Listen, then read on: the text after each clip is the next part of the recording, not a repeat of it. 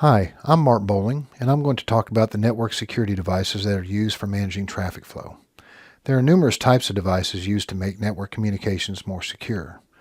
Traditional security devices typically include firewalls, intrusion detection and prevention systems, also known as IDS and IPS, web content filters, virtual private networks, also known as VPNs, data loss prevention, DLP, and unified threat management, UTM, as well as security information and event management, known as SIEM.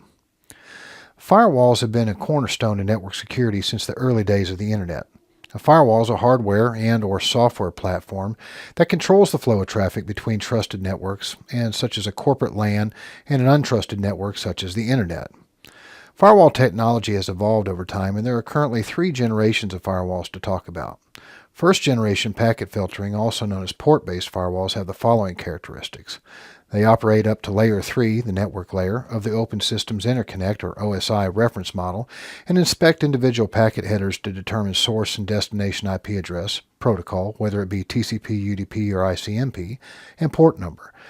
They also match source and destination IP address, protocol, and port number information contained within each packet header to a corresponding rule in the firewall that designates whether the packet should be allowed, blocked, or dropped. These first-generation firewalls inspect and handle each packet individually, with no information about context or session. Second-generation stateful packet inspection firewalls, also known as dynamic packet filtering firewalls, have the following characteristics. They operate up to layer 4, the transport layer, of the OSI model, and maintain state information about different communication sessions that have been established between hosts on the trusted and untrusted networks. These firewalls inspect individual packet headers to determine source and destination IP address, protocol, and port number during session establishment only, to determine if the sessions should be allowed, blocked, or dropped based on pre-established firewall rules.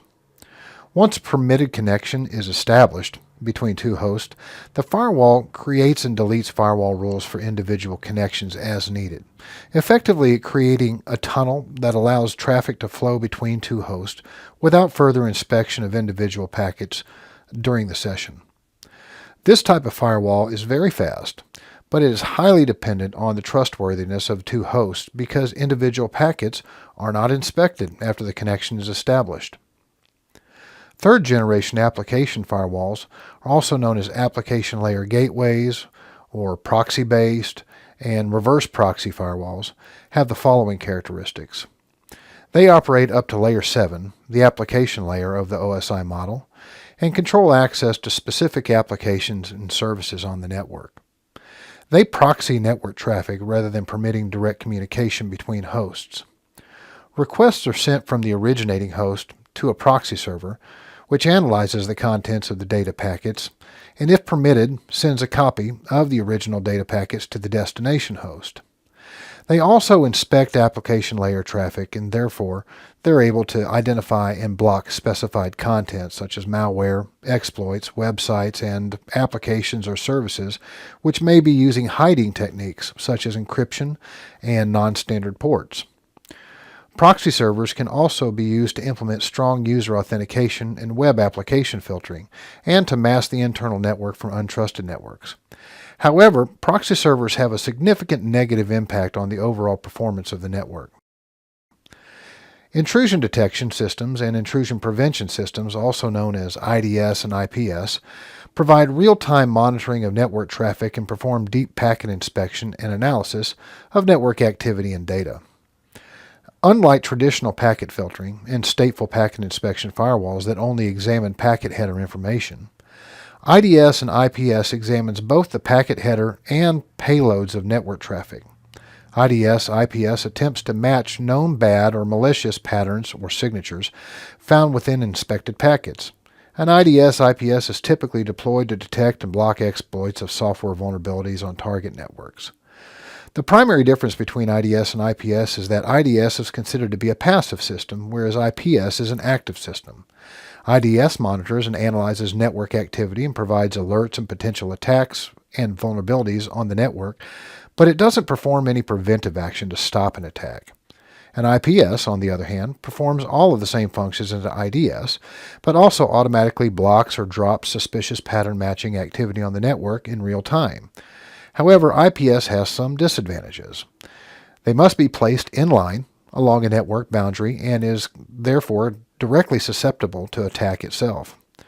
False alarms must be properly identified and filtered to avoid inadvertently blocking unauthorized users and applications. They may be used to effect a denial of service or DOS attack by flooding the IPS, causing it to block connections until no connection or bandwidth is available.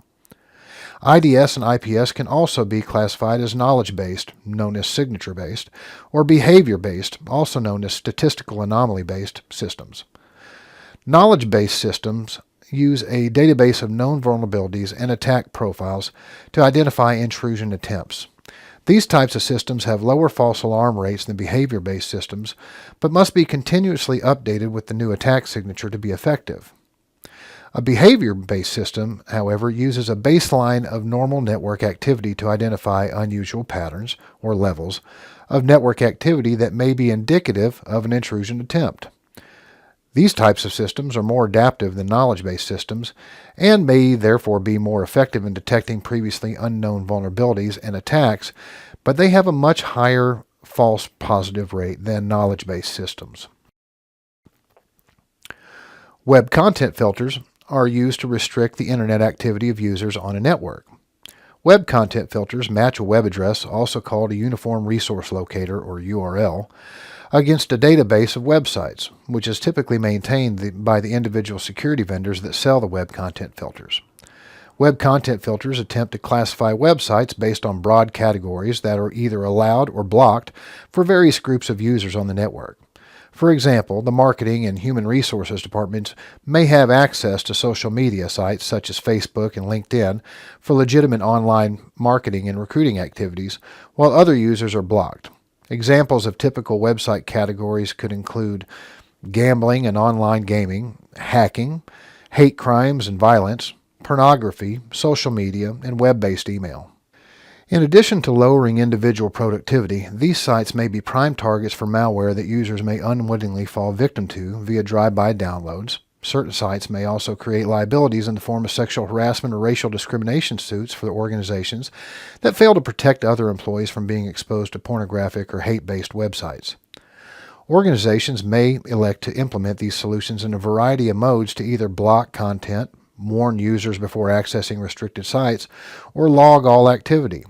The disadvantage of blocking content is that false positives require a user to contact a security administrator to allow access to websites that have been improperly classified and blocked, or they need to be accessed for a legitimate purpose.